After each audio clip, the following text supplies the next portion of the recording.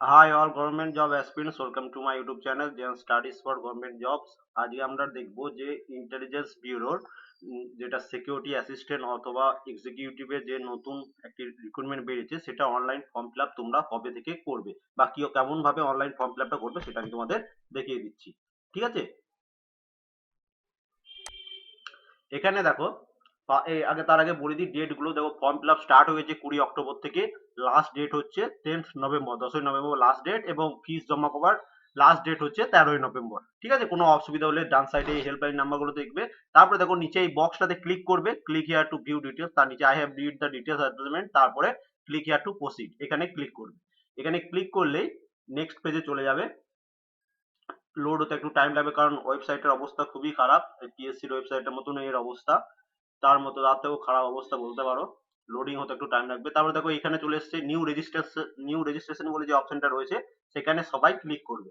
ঠিক আছে, এই নিউ রেজিস্ট্রেশন নিচে লেখা আছে দেখো নিউ রেজিস্ট্রেশন, এখানে ক্লিক করবে। এখানে ক্লিক করলে নতুন একটা পেজ খুলে যাবে এবং আস্তে আস্তে করবে, কারণ এইটাতে তোমার কোনো রকম ভাবে তুমি ভুল যদি করে দাও কোনো রকম ভাবে ঠিক করার কোনো অপশন নেই। ঠিক আছে, তোমার শুধু শুধু ফর্মটা রিজেক্ট হয়ে যাবে। এবং একের থেকে বেশি দুইবার ফর্ম ফিল আপ করবে না, যে একবারই ফর্ম ফিল আপ করতে হবে, দুইবার করলেও কিন্তু তোমাদের অ্যাপ্লিকেশন রিজেক্ট হয়ে যাবে। তার প্রথমেই দেখো অ্যাপ্লিকেন্ট নেম, এখানে তোমার নিজের নাম লিখবে, মানে ফার্স্ট ওয়ার্ডটা লিখবে। ঠিক আছে, ফার্স্ট যে নাম তোমার, এবং লাস্ট নেম যেটা তোমার টাইটেল সেটা লাস্ট নেমে লিখবে। তোমার যদি কোনো মিডিল নেম থাকে তাহলে মাঝে দেখো মিডিল নেম বলে অপশন আছে, সেখানে লিখবে। তারপরে দেখো ইমেল অ্যাড্রেস, এখানে তোমার সম্পূর্ণ ইমেল অ্যাড্রেস যেটা তোমার ফোনে সবসময় লগ ইন করাই থাকে সেই ইমেল অ্যাড্রেসটা লিখবে এখানে। ঠিক আছে, আমি যেটা লিখছি সেটা দেখে দেখে লিখে দেবে না, তোমার নিজস্ব যেটা ইমেল আইডি সেটা লিখবে। ঠিক আছে, তারপরে দেখো অল্টারনেটিভ ইমেল, তোমার যদি আলাদা আরেকটা ইমেল থাকে সেটাও দিতে পারো, না দিলেও চলবে। তারপর দেখো জেন্ডার, মেল ফিমেল, যারা মেল তারা মেল করবে, যারা ফিমেল তারা ফিমেল করবে। তারপর দেখো ফোন নাম্বার, তোমাদের দুজনের ফোন নাম্বার দিয়ে দেবে তোমাদের। তারপর মার্কশিয়াল স্টেটাস এখানে আনম্যারিড করে দেবে। তারপর দেখো পোস্ট অ্যাপ্লাই ফর, এখানে একটাই পোস্ট আছে সেটা করে দিলে এসে এক্সিকিউটিভ। তারপর দেখো চুজ অফ এক্সামিনেশন সেন্টার, এটা খুবই ইম্পর্টেন্ট একটা। এখানে দেখো কলকাতা, শিলিগুড়ি, এই দুটো জায়গাতে সব থেকে বেশি সিট আছে, এবং তাছাড়া রাঁচিতে আছে, রাঁচিতে খুবই কম সিট আছে, এবং তার সাথে আছে আগরতলা। কিন্তু বেশিরভাগ সব থেকে বেশি সিট কলকাতায় আছে, তোমরা কলকাতাটা চুজ করতে পারো। এবং তারপরে দেখো choose of local language Bengali, এখানে একটা কথা বলার আছে, আমি বলে দিই তোমাদের। এখানে দেখো বেঙ্গলি আমরা কলকাতা চুজ করলাম বলে দেখো বেঙ্গলি, নেপালি, সিলেটি, রোহিঙ্গা এবং চিত্রগঞ্জি, এইসব ল্যাঙ্গুয়েজ গুলো চলে এলো। এবার দেখো অনেকজন তোমাদের কমেন্ট করছিল যে আমি হিন্দি বলতেও পারি, লিখতেও পারি এবং বলতেও পারি। ঠিক আছে, সেইরকম ইংলিশও লিখতে পারি, বলতে পারি এবং পারি। এবার ব্যাপারটা হচ্ছে ওইরকম পারলে হবে না। মনে করো আমি একজন বেঙ্গলি মিডিয়াম স্টুডেন্ট, মানে আমার ওয়েস্ট বেঙ্গলে বাড়ি, আমি ক্লাস 10 অব্দি বাংলাতে পড়েছি, তাহলে আমার লোকাল ল্যাঙ্গুয়েজ হয়ে গেল বাংলা। কেউ যদি তোমাদের মধ্যে কেউ যদি হিন্দি ভার্সনে পড়ে থাকে, মানে হিন্দি স্কুলে পড়ে থাকে ক্লাস 10 পর্যন্ত, হিন্দিতেই পড়া লেখা ইয়ে পুরোটাই তোমার সার্টিফিকেটটাও মানে হিন্দি ল্যাঙ্গুয়েজের উপর, তাহলে তখন তোমার ওটা লোকাল ল্যাঙ্গুয়েজ হয়ে গেল হিন্দি, তখন তুমি যে কোনো জায়গায় অ্যাপ্লাই করতে পারো। কিন্তু তুমি বাংলা মিডিয়ামে পড়েছো, যে তুমি ইংলিশ জানো, পড়তে লিখতে বলতে পারো বলে তুমি অন্য কোথাও অ্যাপ্লাই করতে পারবে, সেটা কিন্তু হবে না। ঠিক আছে, এবং যারা ওয়েস্ট বেঙ্গল থেকে বিলং করছো তাদের বললো হয় কলকাতা না হয় শিলিগুড়ি, এই দুটো জায়গাতেই অ্যাপ্লাই করবে, আদার্স কোথাও যাওয়ার দরকার নেই।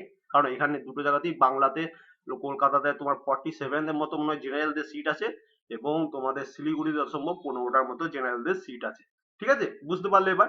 আর এরপরে এই চয়েস অফ এক্সামিনেশন সেন্টার মানে তুমি কোনটাতে অ্যাপ্লাই করবে। কলকাতা করলে তুমি 47টা যেটা জেনারেল আছে, টোটাল 700টা সিট আছে কলকাতা জোনে, কলকাতার জন্য অ্যাপ্লিকেবল হয়ে গেলে শিলিগুড়িতে করলে শিলিগুড়ি যেসব যতগুলো সিট আছে তার জন্য তুমি অ্যাপ্লিকেবল হবে। ঠিক আছে, এইটুকু বুঝতে পারলে। এবার দেখো এখানে আমি বেঙ্গলি চুজ করে নিলাম।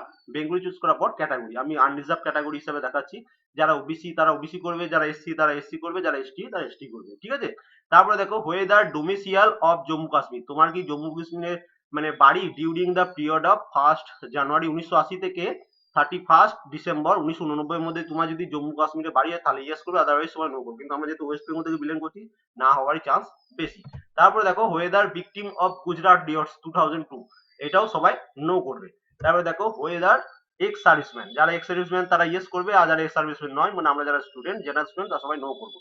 ওয়েদার সেন্ট্রাল গভর্নমেন্ট এমপ্লয়ি, এটা সবাই নো করবে, গভর্নমেন্ট আমরা কোনো সেন্ট্রাল গভর্নমেন্টে জব করি না, যদি করে থাকো কেউ তাহলে তোমরা ইয়েস করবে। তারপরে দেখো মেরিটিয়াস স্পোর্টস পার্সন, তোমার যদি ডিস্ট্রিক্ট লেভেল ডিস্ট্রিক্ট বলছি স্টেট লেভেল অথবা সেন্ট্রাল লেভেলে কোনো স্পোর্টস সার্টিফিকেট থাকে তবে ওখানে দেবে, আদারওয়াইজ সবাই নো করবে।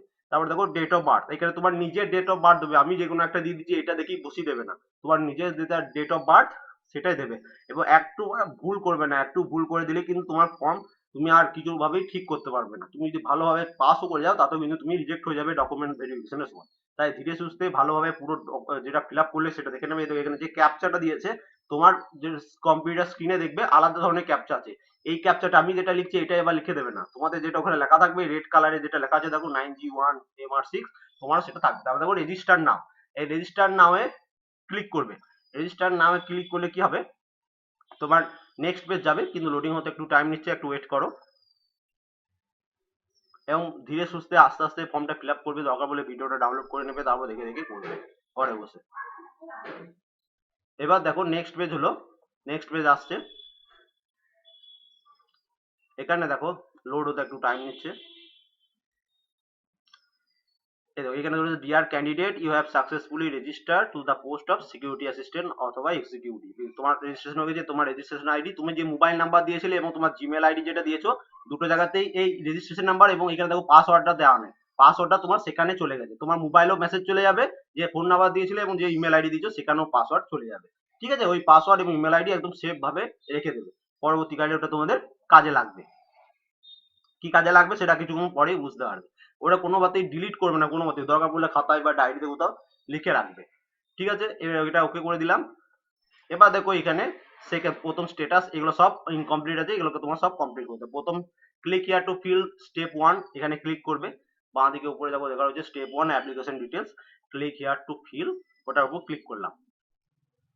ক্লিক করলে দেখো নেক্সট পেজ খুলে যাচ্ছে, লোডিং হচ্ছে, দেখো এরকম ভাবে লোডিং হবে, সাইটটা খুবই অবস্থা খারাপ, কোনোরকম ভাবে খুলছে, তাই একটু টাইম নিচ্ছে, দেখে নাও এবার লোডিং হচ্ছে।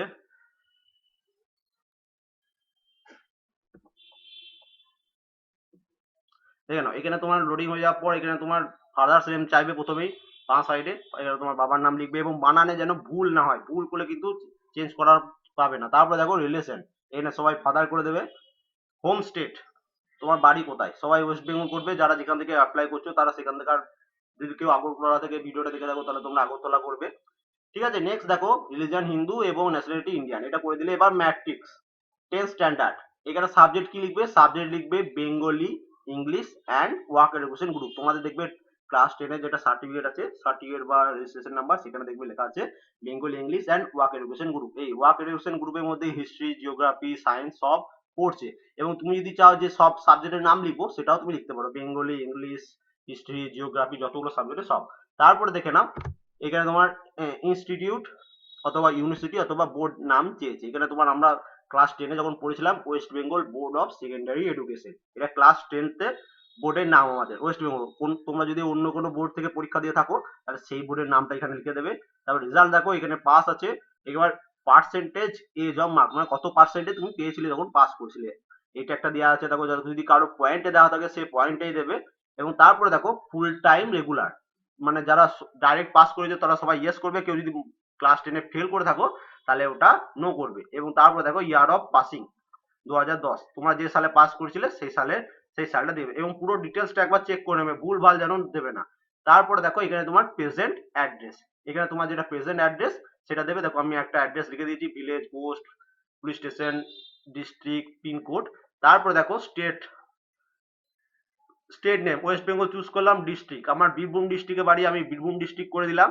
তারপরে দেখো টাউন বা সিটি নেম, তোমার বাড়ি যদি কোনো গ্রামে হয় পাশাপাশি যদি কোনো টাউন থাকে সেই টাউনের নাম তুমি এখানে দিতে পারো। ঠিক আছে, তারপরে দেখো তোমার বাড়ির পিনকোড, এখানে তোমার বাড়ির পিনকোড দেবে, তোমার যেটা পিনকোড নিজস্ব পিনকোড দেবে, আমার পিনকোডটা লিখে দেবে না, বারবার বলছি। Are you ready for serve anywhere India, এটা সবাই ইয়েস করবে, আদারওয়াইজ তুমি নেক্সট স্টেজে যেতে পারবে না। বলছে তুমি যে কোনো জায়গায় ইন্ডিয়া সার্ভ করতে পারো, মানে জব করতে পারো, সবাই এটা ইয়েস করবে। ঠিক আছে, তাহলে তোমার ডিটেলসটা পুরো একবার চেক করে নেবে যে কোনো কিছু ভুল আছে নাকি, এখনো তুমি ঠিক করতে পারো, কিন্তু এই নেক্সট স্টেপে গেলে সেখান থেকে আর ঠিক করতে পারবে না। এবার দেখে নাও নিচে ডান দিকে ভিউ অ্যান্ড সেভ বলে অপশন রয়েছে, সেই ভিউ অ্যান্ড সেভ অপশনে ক্লিক করবে, ভিউ অ্যান্ড সেভ অপশনে তোমরা ক্লিক করবে। ক্লিক করলে আবার নেক্সট পেজ খুলে গেল। দেখো এদের লোডিং এ খুবই প্রবলেম, মানে কোনো রকম করে আমি কালকে ভিডিও আপলোড করে দেবো বলেছিলাম তোমাদের, কিন্তু কাল রাতে পারিনি, অনেক রাতে রাত 12টার পর 12টা পর বুঝি তখন 2টো বাজে, 2টোর সময় আমি এটা করেছি। Click here two upload photograph and signature, এখানে ক্লিক করবে। এখানে তোমার ফটোগ্রাফ এবং সিগনেচার আপলোড করতে হবে। ফটোগ্রাফ এবং সিগনেচার কেমন ভাবে আপলোড করবে সেটা বলে দিচ্ছি তোমাদের, নেক্সট স্টেপ গেলে খুললে তোমরা বুঝতে পারবে। এখানে ক্লিক করলে তারপর দেখো ফটোগ্রাফ এবং সিগনেচার ডান সাইডে দেখো, এইটা ভালো করে বুঝবে। এখানে এই জায়গাটাতে তোমার ফটো থাকবে এবং তার নিচে সিগনেচার একসাথে জয়েন করা থাকবে, মানে ফটোর নিচে সিগনেচার একসাথে জয়েন করা থাকবে। কেমন হবে আমি তোমাদের দেখিয়ে দিচ্ছি, দেখে নাও। আমি একটা ফটো সিগনেচার আপলোড করে দিয়েছি, সেটা তোমরা দেখে নাও কেমন হবে। ঠিক আছে, আমি তোমাদের দেখিয়ে দিচ্ছি। এটা আমি করে রেখেছিলাম কাল রাতে, তোমরা আগে ফর্ম ফিল আপ করার আগে এগুলো একটু করে দেখে রেখে দেবে, দেখে নাও। ফটোটা চুজ করার পর ভিউ অ্যান্ড আপলোডে ক্লিক করবে। এই দেখে নাও, এই দেখতে পাচ্ছ যে নাম, সরি, ফটো এবং ফটো নিচে সিগনেচার, এরকম ভাবে ফটোটা একসাথে জয়েন করা থাকবে, ফটো এবং সিগনেচার একসাথে জয়েন করা থাকবে। অনলাইনে ফটো জয়েন করার অপশন পাওয়া যায়, তুমি অনলাইনে শুধু লিখে দেবে অনলাইন ফটো জয়েনিং, পরপর দুটো ফটো চুজ করে নেবে, মানে তোমার নাম এবং সিগনেচার, ওখানে জয়েনিং অপশন আসবে, দেখবে জয়েনিং হয়ে যাবে। ঠিক আছে, এইভাবে জয়েনিং করে নেবে। তারপরে সেভ অ্যান্ড কন্টিনিউতে ক্লিক করবে। সেভ অ্যান্ড কন্টিনিউতে ক্লিক করলে দেখো এখানে are you sure for proceed, please check photo and signature should be uploaded as per given example, এই যেমন করে এক্সাম্পল দেওয়া আছে সেমন করে আছে নাকি না, তারপরে তোমরা ইয়েস করে দেবে। ঠিক আছে, এবং বলে রাখি শুধু ফটো আপলোড করে দেবে না, তাহলেও কিন্তু রিজেক্ট হয়ে যাবে। তারপর দেখে নাও ওকে, এটা আসবে ওকে করো, এটা যে তোমার সমস্ত ডিটেলস, ঠিক আছে, তোমার ফর্ম ফিল আপের সমস্ত ডিটেলস দেখে নেবে যে সবকিছু ঠিকঠাক দিয়েছো নাকি। তোমার কিছু একটু ভুল হলে এখনো চেঞ্জ করা যাবে বলে মনে হয়, কিন্তু এরপরে কিন্তু আর চেঞ্জ করা যাবে না। ঠিক আছে, সবকিছু একবার ভালো করে চেক করে নাও। চেক করা হয়ে গেলে নিচে দেখো সাবমিট বলে একটা অপশন আসবে, আমি দেখিয়ে দিচ্ছি। এটা চেক করে নিলে পুরোটা ডিটেলসটা, তার নিচে দেখবে click here to final submit, এখানে ক্লিক করবে বাঁ দিকে। তারপরে দেখো এখানে আসবে please note that after final submission you can edit or modify your application, এখানে সবাই ইয়েস করে দেবে। দেখো এই দুটো স্টেটাস কমপ্লিট হয়ে গেল। এবার দেখো ফিস একদিন পর থেকে পেমেন্ট হবে, মানে সঙ্গে সঙ্গে তুমি ফিস পেমেন্ট করতে পারবে না, অনলাইন অফলাইন দুটো ভাবে করতে পারো। দেখে নাও এখানে লিখে দিয়েছে dear candidate you can pay fees after 1 working day for submission of application, তুমি আজকে মনে করো ফর্মটা সাবমিশন করলে কাল বাদ পরশু থেকে তুমি আবার পেমেন্ট করতে পারবে, তার আগে তুমি অনলাইনেও পেমেন্ট করতে পারবে না, অফলাইনেও পেমেন্ট করতে পারবে না, ওটা ইনকমপ্লিটই থাকবে। ঠিক আছে, একদিন পর আবার লগ ইন করবে, ওই যে যেটা তোমার ইমেল আইডি এবং ইমেল আইডিতে দেখবে যেটা লগ ইন আইডি এবং পাসওয়ার্ড গেছে, সেটা এতক্ষণে কাজে লাগবে, তোমরা এখানে এসে আবার লগ ইন করবে। এবং click here two view print application, এখানে তোমার অ্যাপ্লিকেশনটা একটু দেখে রাখবে, অ্যাপ্লিকেশনটা একটু দেখে নেবে। এটা তোমার সম্পূর্ণ ফর্ম ফিল আপ হয়ে গেছে, আর তুমি কোনোভাবেই চেঞ্জ করতে পারবে না, খালি একদিন পর আবার লগ ইন করবে এবং তারপরে পেমেন্টটা কমপ্লিট করে নেবে। ঠিক আছে, কারো যদি কোনো রকম প্রবলেম হয় অবশ্যই কমেন্ট করবে, and thank you for watching.